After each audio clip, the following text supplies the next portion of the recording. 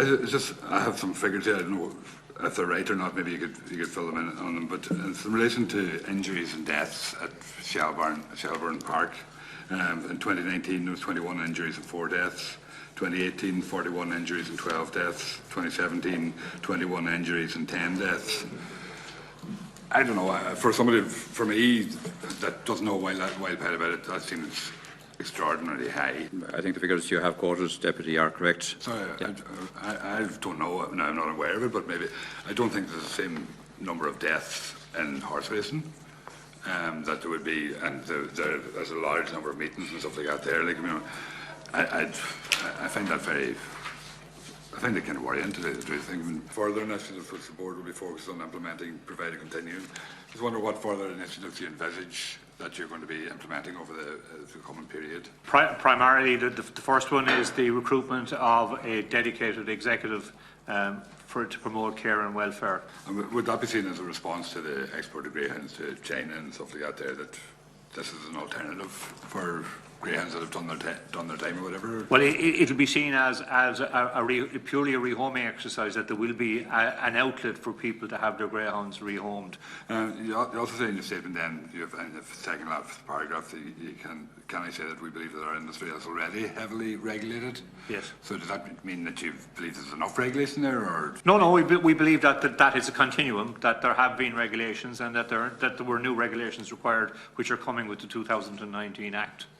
But we accept fully that the Act is needed and that the powers under the Act are necessary. Yeah, in relation to there's a mention of additional stewards in relation to the care line that was announced. Now I understand there's 2 additional stewards. Is that correct, or is there? There's been no additional stewards. We have 2 stipendiary stewards currently. We have 12 control stewards. 12 control stewards, and in total we have 21 people who are designated under the Welfare of Greyhounds Act. Could you provide details just of all the activities that be covered by the care fund? And you know, is there a strategy for short, medium term, long term of how that fund is going to develop and grow, and whether the €1 million, I think it is, from the statement, is in the care fund at the moment, whether that's adequate, and what will you do to actually supplement that fund if necessary in the future as well? I suppose taking the care fund itself and what it will be used for, I think the priority draws on the care fund, and there are a number of them currently, would be the traceability system. Rehoming is a priority, fostering is a priority, our new care centres is a priority, and the Greyhound Injuries Track scheme, which was mentioned earlier.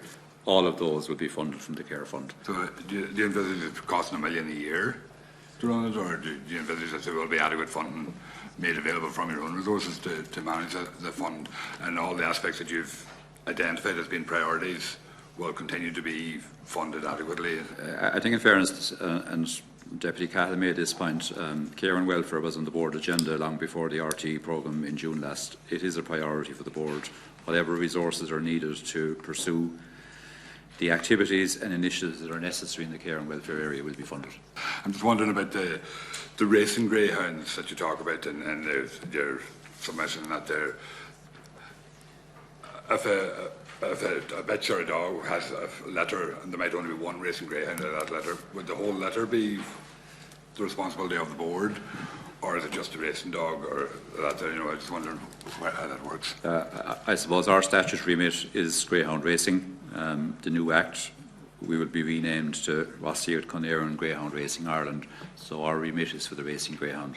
So as soon as a greyhound comes into our system and is presented for racing, from that point onwards we will track that greyhound until it exits our system by natural means. So it's any greyhound presented from racing is what we are focused on. But likewise, if I'm a breeder of racing greyhounds, whatever, I might have to breed 20 or 30 pups to get one dog that'll be racing. So is that the only one that you're responsible for, or that you're interested in? Is that one dog? The new traceability model will, at a point of 12 weeks, register the entire litter with our system by way of microchip, including the ear to the certificate and breeders and controller details.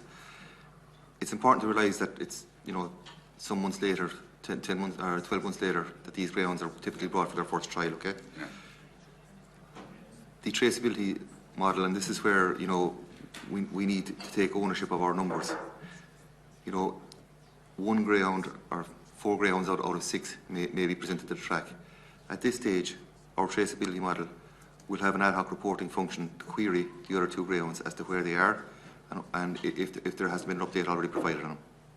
So, you know, the entire litter will be included as part of that remit. Well, the entire letter would be the responsibility of of yourselves or the racing. From a registration perspective, within the traceability model, you know, once they're microchipped, we will have those details.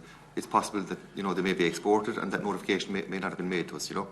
But we will have an ad hoc reporting function as part of the traceability model to query where these other 2 greyhounds out of 6, a litter of 6 may have gone.